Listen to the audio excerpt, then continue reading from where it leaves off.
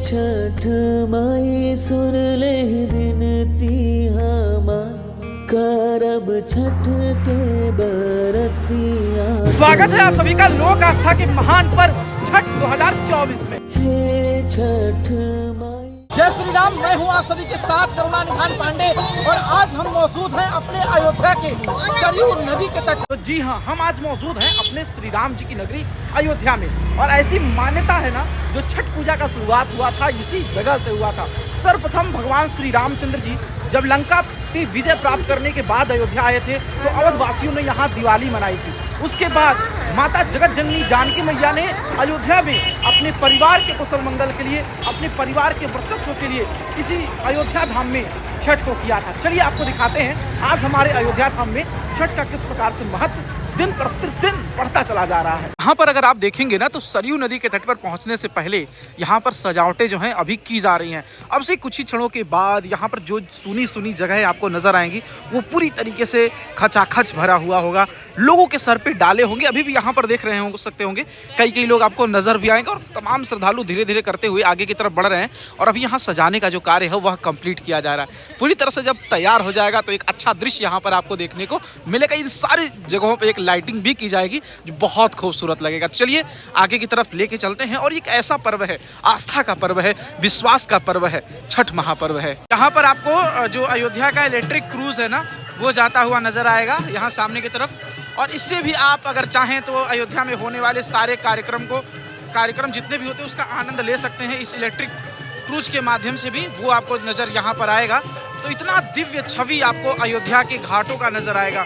सभी लोग यहाँ पर पूजन पाठ इत्यादि करते हुए नजर आएंगे। सभी लोग की एक अलग रीति रिवाज इत्यादि सब कुछ यहाँ पर देखने को मिलेगा। एक उत्साह और एक उमंग हर एक लोगों के मन में रहता है छठी माता के प्रति। और यहाँ पर यहाँ का दृश्य देख रहे हैं ना, अपने आप में बेहद खास है क्योंकि इस बार का छठ जो अयोध्या है वो कई रीजनों से खास हो जा रहा है।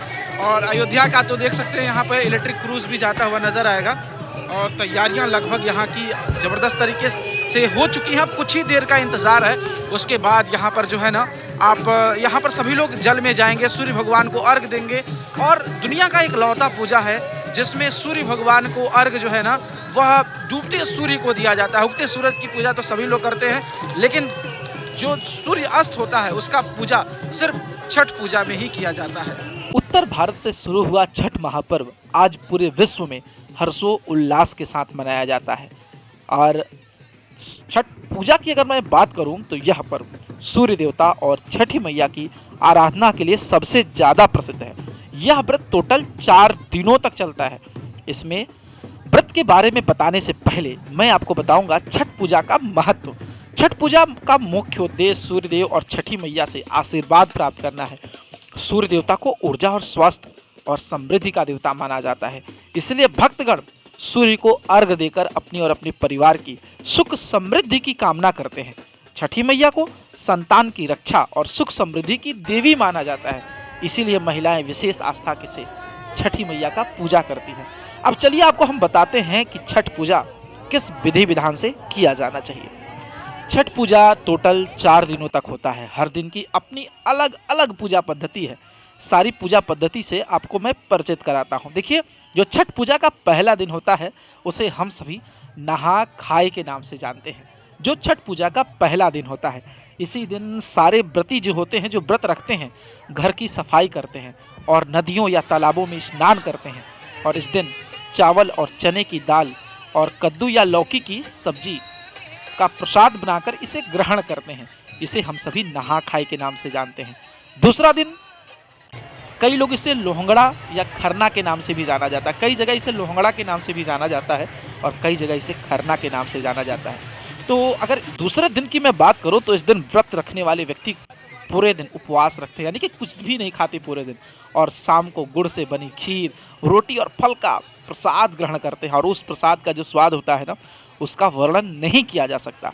और इस प्रसाद को जो है ना अनेक रूपों में बांटा भी जाता है। कई लोग इस प्रसाद को ग्रहण करते हैं, घर परिवार के जितने भी सदस्य होते हैं इस प्रसाद को ग्रहण करते हैं। और आखिरकार अब आता है तीसरा दिन। तीसरा दिन वो दिन होता है जिसे संध्या अर्घ के नाम से जाना जाता है। इस दिन व्रत करने वाले लोग नदी या तालाब के किनारे संध्या समय अस्त होते हुए सूर्य को अर्घ देते हैं और जो व्रत में ठेकुआ प्रसाद बनता है ना तथा फल इत्यादि सूर्यदेव भगवान को अर्पण किया जाता है। यह दुनिया का एक लौता त्योहार है जिसमें ढलते हुए सूर्य को पूजा किया जाता है। इसके अलावा दुनिया का कोई ऐसा त्योहार ही नहीं है जिसमें ढलते हुए सूर्य की लोग पूजा करते हों। एक छठ महापर्व ही है जिसमें लोग ढलते हुए सूर्य को अर्घ देते हैं और ढलते हुए सूर्य के साथ साथ छठी मैया का पूजन भी करते हैं। अगर इसके अलावा आखिरी दिन यानी कि चौथे दिन की मैं बात करूं तो इस दिन सुबह सुबह, जिसे प्रातः अर्घ के नाम से जाना जाता है, इस दिन सारे व्रती लोग एक पहर, रात्रि के एक पहर होने से पहले, यानी कि जैसे सुबह प्रातः काल के एक पहर होगा उससे पहले घाट पर मौजूद हो जाते हैं। और घाट पर मौजूद होने के बाद सभी लोग छठी माता से आराधना करते हैं। इसका कोई मंत्र नहीं होता, कोई शास्त्र नहीं होता। जो लोग गीत गाते हैं, संगीत गाते हैं, छठी मैया के लिए वही उनका मंत्र है। एक आस्था है, एक विश्वास है। छठी मैया का कोई भी मंत्र नहीं है, छठी मैया की कोई भी आराधना नहीं है। छठी मैया का भाव है, प्रेम है। और वो जो सॉन्ग होता है ना, बहेंगी लचकत जाए, तो ये सारे के सारे सॉन्ग जो सभी लोग गाते हैं तो एक आस्था का प्रतीक यहाँ पर देखने को मिलता है। और चौथा दिन सुबह सुबह उगते हुए सूर्य को अर्घ दिया जाता है।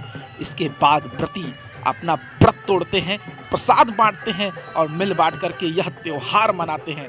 और साल भर से मनाया जाने वाला एक बार का यह त्योहार दूर दराज विदेशों में, देश में कोने कोने से रहने वाले उन बेटों को, उन पतियों को, उन घर के लोगों को याद दिलाता है। और साल भर में एक बार कोई कहीं भी हो ना, छठ पर्व में एक जगह इकट्ठा जरूर होता है।